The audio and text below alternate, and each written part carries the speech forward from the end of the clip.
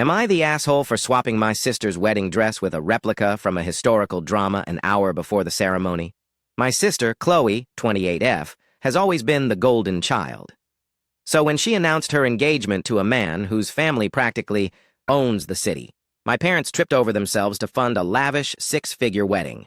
For months, all I, 32F, heard about was the venue, the 10-tier cake, and above all, the dress. It was a custom-designed gossamer and lace creation that cost more than my entire self-funded wedding a few years ago. She was insufferable, floating through family events with a smirk, reminding everyone of her impending royal-esque nuptials.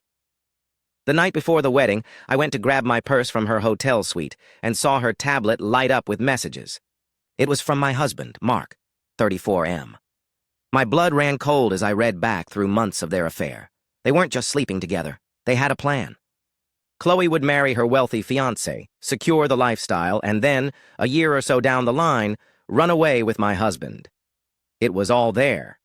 A betrayal so deep, it felt like a physical blow. My first instinct was to scream, to expose them in front of everyone. But that felt too simple. She wanted a spectacle? I'd give her one. As a costume designer for film and theater, I had a collection of my own. Back at my studio, I found the perfect piece, a historically accurate Tudor-era gown. It was heavy, cumbersome, with a rigid bodice and a farthingale that made walking a challenge. It was, to be blunt, incredibly unflattering.